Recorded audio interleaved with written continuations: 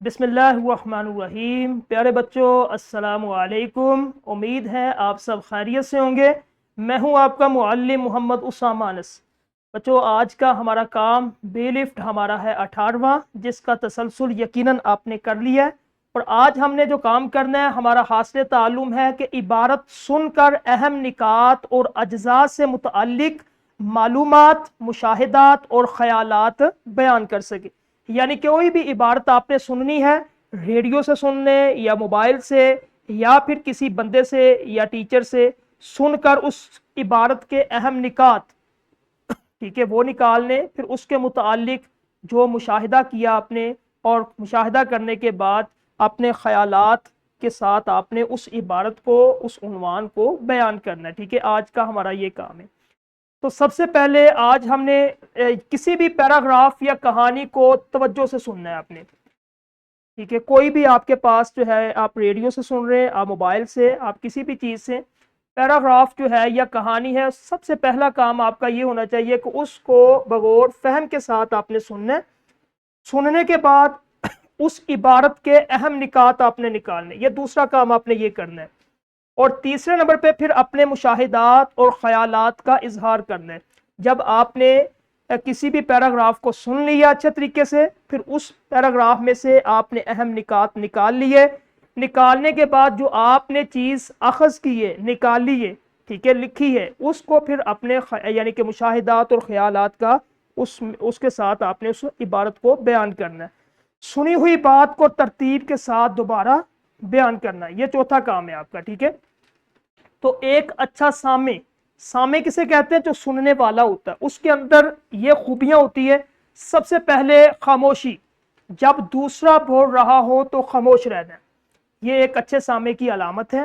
دوسرے نمبر پہ بولنے والے کی طرف دیکھنا، وہ دائیں بائیں آگے پیچھے نہیں دیکھتا، بلکہ جو بول رہا ہوتا ہے بندہ، اس کی طرف وہ توجہ سے اس کو دیکھتا ہے۔ تیسرے نمبر پہ ذہنی حاضری، الفاظ کے ساتھ ساتھ ان کے مطلب پر غور کرنا ہے، یعنی کہ اس کا ذہن بھی کلاس کے اندر ہوتا ہے، اس بندے کی طرف ہوتا ہے جو بول رہا ہے، یہ نہیں کہ وہ بول رہا ہے اس کا ذہن گھر میں۔ چوتھے نمبر پہ نوٹ کرنا ہے، اس کے پاس رجسٹر ہوتا ہے، قلم ہوتا ہے، اور اہم الفاظ کو ذہن نشین کرتا ہے اور کاغذ پہ لکھ لیتا ہے۔ یہ ہے ایک اچھے سامع کی خوبیاں۔ اب یہ خوبیاں آپ کے اندر ہونی چاہیے۔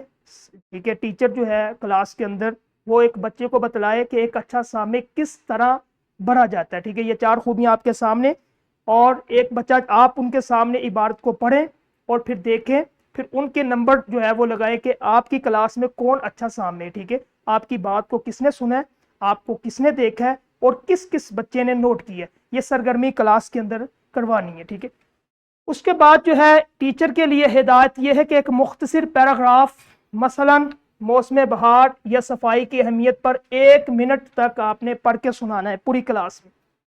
جب آپ نے پڑھ کے سنا دیا، پھر دوسرے نمبر پہ ہمارے پاس کام آتا ہے مشاہدات اور خیالات کا اظہار۔ مشاہدہ کسے کہتے ہیں؟ جو آپ نے سنا، حقیقت، اس کو مشاہدہ کہیں گے، اور خیال اس بارے میں آپ کی سوچ یا آپ کی رائے کیا ہے۔ مثال کے طور پہ آپ نے کلاس کے اندر ایک پیراگراف یا کوئی بھی کسی بھی ٹاپک پہ آپ نے بات کرنی ہے، چھوٹا سا مختصر ہو، چھٹی کلاس کے بچوں کی استعداد کے مطابق، یہ نہ ہو کہ بڑا پیراگراف بچوں کو سمجھنا ہے۔